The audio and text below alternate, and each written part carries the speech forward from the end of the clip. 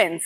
Welcome back to another episode of It's Showtime with me Obhipsha only on Rongin TV. যেখানে থাকছে entertainment world's এর বিভিন্ন খুঁটিনাটি updates, তারকাদের অনেক অজানা গল্প আর দারুণ মজার মজার গসিপ। তাহলে চলুন শুরু করে দিই আজকের এপিসোড। আর প্রথমেই চোখ রাখবো আজকের আপডেটসে।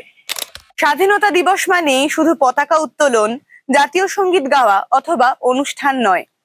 এই দিনটির আরো একটি গুরুত্বপূর্ণ অর্থ হলো মানুষের পাশে দাঁড়ানো। এই কথা মাথায় রেখেই স্বাধীনতা দিবসটি সেভ দ্য অরফ্যান্স এনজিওর সঙ্গে কাটালেন অভিনেত্রী সোহিনী সরকার। তার গোটা দিনটি তিনি এই অরফানেজদের বাচ্চাদের সঙ্গে কাটান এবং হাসি ঠাট্টা মজা গল্পে ভরে উঠেছিল গোটা দিনটি। বরাবরই অভিনেত্রী সোহিনী সরকার অভিনয়ের পাশাপাশিও সামাজিক বিভিন্ন ক্ষেত্রে তার অবদান রাখার জন্য আলোচনায় থেকেছেন।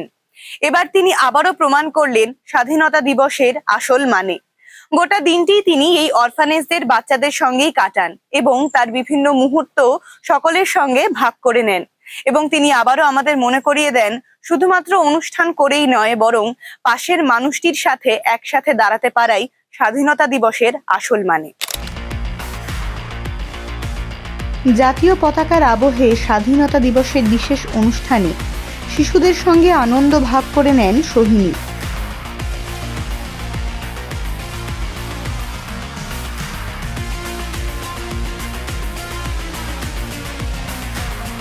তাদের সঙ্গে কথা বলা, হাসি ঠাট্টা করা, গল্প শোনা এবং নানা ছোট ছোট মুহূর্তে অংশ নেওয়ার মধ্যে দিয়েই তৈরি হয় এক আন্তরিক পরিবেশ।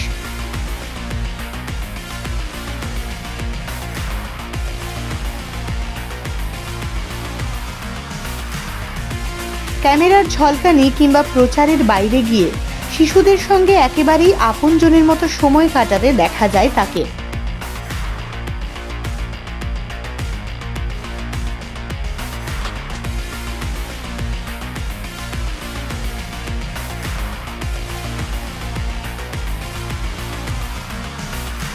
শিশুদের মুখের হাসি যে এই বিশেষ দিনের সবচেয়ে বড় প্রাপ্তি, সেই বার্তাই যেন ফুটে ওঠে পুরো আয়োজন জুড়ে।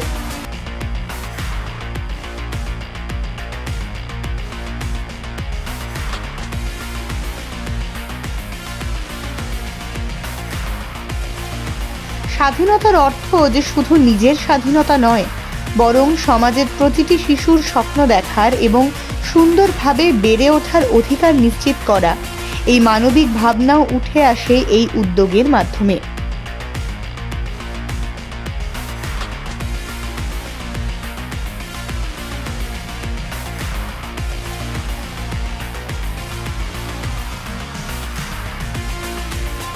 অনুষ্ঠানে শিশুদের সঙ্গে সময় কাটানোর পাশাপাশি তাদের ভবিষ্যৎ, পড়াশোনা এবং স্বপ্ন নিয়েও কথা বলেন সোহিনী।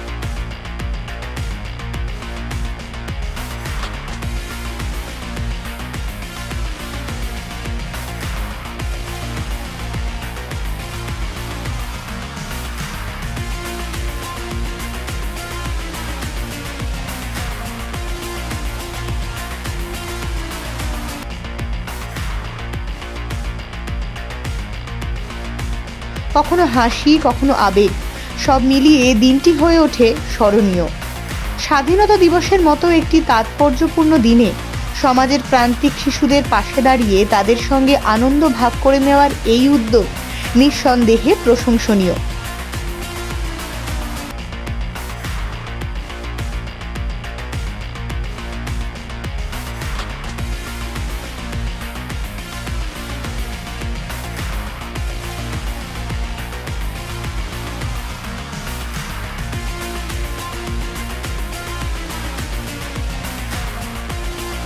সোহিনী সরকারের এই মানবিক উপস্থিতি শিশুদের জন্য যেমন আনন্দের মুহূর্ত তৈরি করেছে, তেমনি স্বাধীনতার প্রকৃত মূল্যবোধ, মানবতা, সহমর্মিতা এবং ভালোবাসার এক সুন্দর বার্তাও পৌঁছে দিয়েছে। মুক্তির পর থেকেই আলোচনার কেন্দ্রে রয়েছে সুপারস্টার জিৎ অভিনীত কেউ বলে বিপ্লবী, কেউ বলে ডাকাত। ইতিমধ্যেই প্রেক্ষাগৃহে দর্শকদের ভিড়ও দেখতে পাওয়া যাচ্ছে। তবে এর মধ্যে সব থেকে চমকে দেওয়ার বিষয় হলো এবার হল ভিজিটে বেরোলেন অভিনেতা নিজেই। নিজের প্রিয় তারকাকে সিনেমা হলে দেখতে পেয়ে দারুণভাবেই উচ্ছ্বসিত হয়ে উঠেছে তার অনুরাগীরা। তার সঙ্গে একটি সেলফি অথবা একটি অটোগ্রাফের জন্য তারা দারুণভাবেই উদ্গ্রীব হয়ে উঠেছে। এই সিনেমাতে বিপ্লবী অনন্ত সিংহের ভূমিকায় অভিনয় করতে দেখা গেছে জিতকে। এই একটি ব্যক্তিরই বিভিন্ন লুকে দেখা গেছে সুপারস্টার জিতকে। বর্তমানে তার অনুরাগীরা এখন দারুণভাবে উদ্গ্রীব হয়ে উঠেছেন, তারা সিনেমা হলে কোনোভাবে দেখতে পেয়ে যান কিনা তার পছন্দের তারকাকে। ছবির মুক্তির পর বিভিন্ন প্রেক্ষাগৃহে জিতকে দর্শকদের সঙ্গে সময় কাটাতে দেখা যায়। তাকে এক ঝলক দেখার জন্য অনুরাগীদের মধ্যে তৈরি হয় বিশেষ আগ্রহ। প্রেক্ষাগৃহে জিত পৌঁছতেই দর্শকদের উচ্ছ্বাস, করতালি এবং ভালোবাসায় মুখর হয়ে ওঠে চত্বর। অনেকেই তার সঙ্গে ছবি তোলার সুযোগ পেয়ে নিজেদের আনন্দ প্রকাশ করেন। কেউ বলে বিপ্লবী, কেউ বলে ডাকাত ছবিতে জিতকে একটি ভিন্ন ধরনের চরিত্রে দেখছেন দর্শকরা। ছবির গল্প, চরিত্রের উপস্থাপনা এবং জিতের অভিনয় নিয়ে ইতিমধ্যেই শুরু হয়েছে নানা আলোচনা।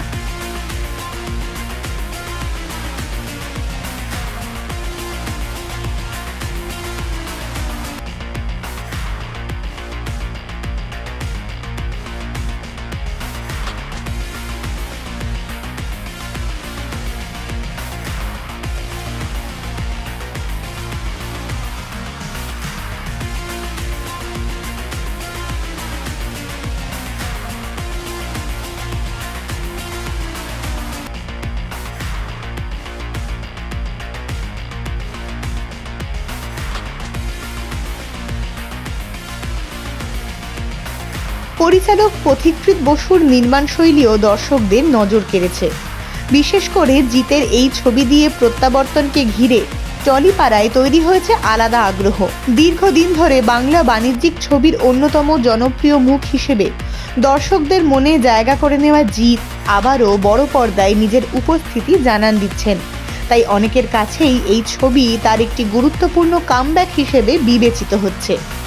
হল ভিজিটের সময় দর্শকদের কাছ থেকে পাওয়া ভালোবাসা এবং উচ্ছ্বাস যেন সেই প্রত্যাবর্তনেরই প্রতিচ্ছবি।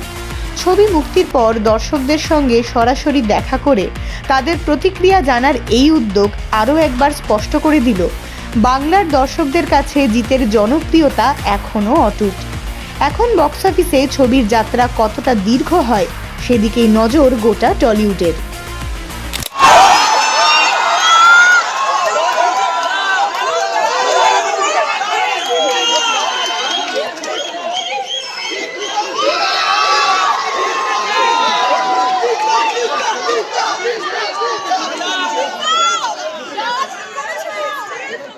স্বাধীনতা দিবসের সকলকে শুভেচ্ছা জানাই।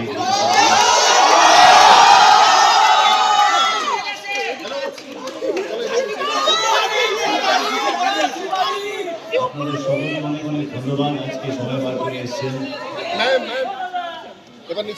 এবার একটু দাঁড়ান দাদা। ফিল্মটায় আমরা সকলেই কঠিন পরিশ্রম করেছি। একটা কিছু জানাতে চেয়েছিলাম, বলতে চেয়েছিলাম, যেটা শুধু আপনাদের সকলের জন্য নয়, আগামী প্রজন্মের জন্য এবার আপনারা একটু নিচে চলুন, যাতে একটা বার্তা যায়। নিচে নিচে গিয়ে দাঁড়ানো হবে না দিদি। লেখালেখি করবে, মানুষকে জানাবে এবং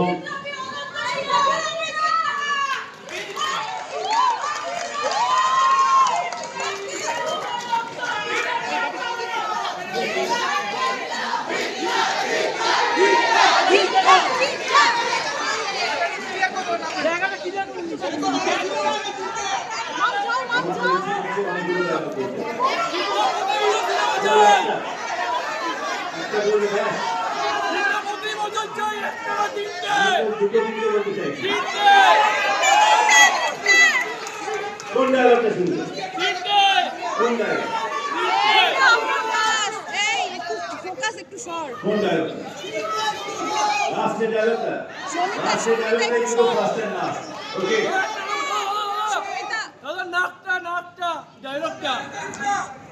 উদয়ের পথে শুনিকার বাণী, ভয় নাই ওরে ভয় নাই, নিঃশেষে প্রাণ যে করিবে দান, ভয় নাই তার ভয় নাই। লড়াই সবে শুরু, স্বাধীনতার এই লড়াই আরো একবার আমাদের চালিয়ে যেতে হবে।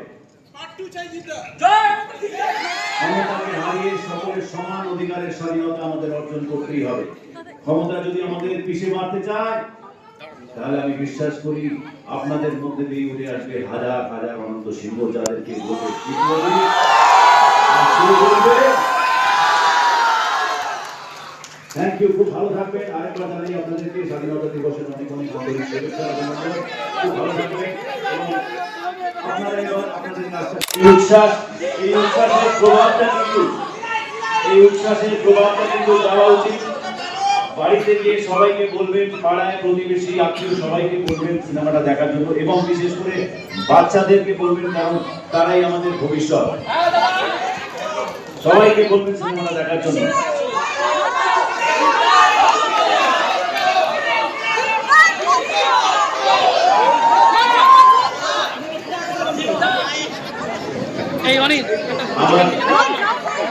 আমার সিনেমার টিমের সাথে কাজ করে মধ্যে কয়েকজন আছে এখানে। আমরা এই সাডেন ভিজিটটা আজকে দিয়েছি আপনাদেরকে সারপ্রাইজ করার জন্য।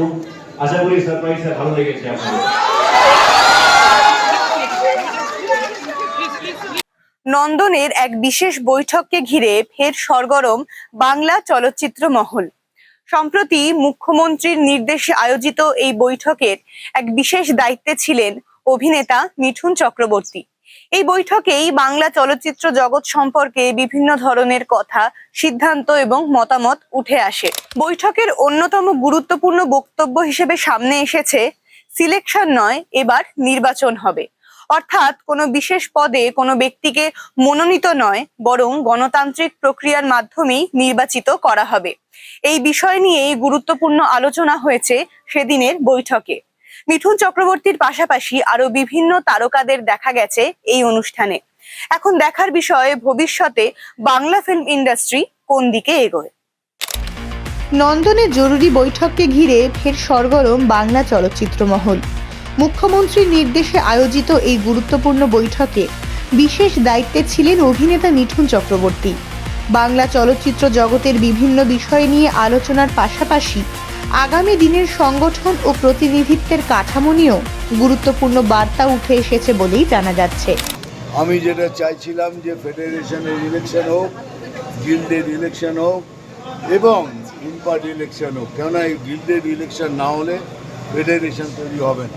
ফেডারেশন তৈরি হলেই অ্যাক্টার্স গিল্ডের সাথে বসে কার ডুজ কার ডোনস, এদের ডুজ ডোনস নিয়ে বসবো, সেদিন সব ক্লিয়ার করে দিয়ে স্মুথলি এটা চলবে। এটা ডিসাইড হয়েছে 31 অক্টোবর আর 1 নভেম্বর ইলেকশনটা হবে। তো ইন্ডিয়ার ফেডারেশনের নিয়ে কনফেডারেশন, তার মানে যতগুলো কনফেডারেশন আছে, সে উড়িষ্যা হোক, পাঞ্জাব হোক, এই হোক, যতগুলো আমাদের ইন্ডাস্ট্রি আছে তাদের কনফেডারেশন তখন চলবে। যখন ফেডারেশনে কোনো প্রবলেম হবে তখন ইল গো টু কনফেডারেশন। এগুলো একবার যদি বসেই সব হয়ে যায়, স্মুথলি ইন্ডাস্ট্রি চলবে। আমরা ভাবছি 30% সাবসিডি দেওয়ার কথা, আমি সিএমের সাথে কথা বলবো, তাতে প্রচুরভাবে ফিল্ম এখানে আসবে। সমস্ত ওয়ার্কাররা ম্যাক্সিমাম কাজ পাবে, সেটার চেষ্টা করা হচ্ছে। এটা যদি হয়ে যায় খুব ভালো।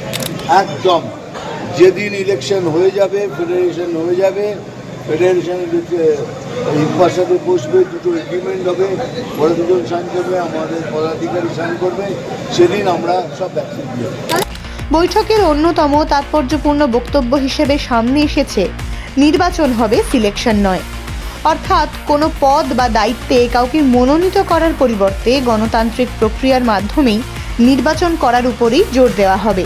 এই বার্তাকে ঘিরে ইতিমধ্যেই টলিপাড়ায় শুরু হয়েছে আলোচনা। আমাদের মাধ্যম রুদ্রদা, এবং আমরা চাই না আগামী দিনে ইন্ডাস্ট্রিতে কোনো রকম রাজনৈতিক ব্যক্তিত্ব থাকুক। আমরা সবাই চাই আগামী দিনে ইন্ডাস্ট্রিতে ইন্ডাস্ট্রির লোক যারা রাজনীতির সঙ্গে যুক্ত, যারা ইন্ডাস্ট্রির পালস বোঝে, তারাই টেকনিশিয়ানদের মাথায় থাক। রুদ্রদা, দেবদা, বুম্বাদা, জিতদা, হিরণদা, রূপাদি, এবং রূপাদিরও ভূমিকা অনস্বীকার্য। রূপাদিও প্রত্যেকটা বিষয় আমাদের পাল্টে ছিল। শুধু রুদ্রদার নাম বললে আমরা অনেককে হয়তো নাম মিস করে যাচ্ছি, সেটা যেন কেউ না খারাপ ভাবে। অনেকের অবদান ছাড়া আজকে নতুন করে ফেডারেশন তৈরি হতো না। আর ফেডারেশন না থাকলে এই ইন্ডাস্ট্রির যে অচলাবস্থা একটা তৈরি করার চেষ্টা চলছিল, সেটা কিন্তু আরও বাড়ত। মিঠুন চক্রবর্তীর উপস্থিতি এবং দায়িত্ব গ্রহণ বৈঠকের গুরুত্ব আরও বাড়িয়েছে। দীর্ঘদিনের অভিজ্ঞতা, বাংলা চলচ্চিত্রে তার বিশাল অবদান এবং ইন্ডাস্ট্রির বিভিন্ন স্তরের মানুষের সঙ্গে তার যোগাযোগের কারণে তাকে এই প্রক্রিয়ায় গুরুত্বপূর্ণ ভূমিকা নিতে দেখা যাচ্ছে।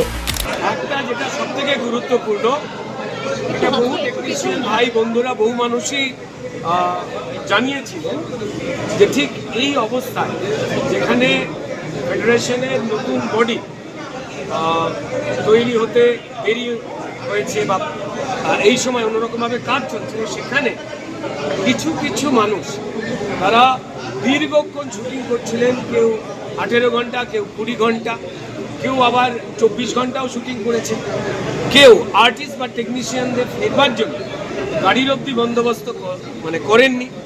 এই ক্ষেত্রে এই মিটিং থেকে সম্মানীয় মিঠুন চক্রবর্তী এবং সবাই এই বিষয়টা একদম মানবিকতার ক্ষেত্রে দাঁড়িয়ে যতক্ষণ না এই নতুন ফেডারেশনের কমিটি তৈরি হচ্ছে তার আগে এই নিয়ম ভেঙে যা খুশি তাই করে কাউকে যন্ত্রণা দেওয়া যাবে না, স্পষ্ট করে সেই অনুরোধ জানানো হয়েছে।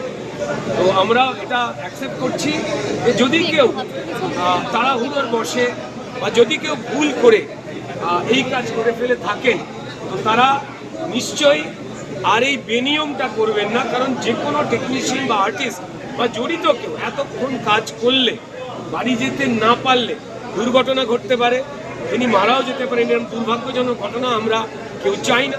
তাই স্পষ্ট তাদের অনুরোধ, এই ধরনের সময়ের উপরে চলে গিয়ে কিছু নেই তাই দুহাত তুলে নৃত্য করে এটা করলে আমাদের ইন্ডাস্ট্রি একে অপরের প্রতি যে ভালোবাসা, একসঙ্গে আঁকড়ে থাকবার, বেঁচে উঠবার নতুন করে যে দিশা, সেটা নষ্ট হবে।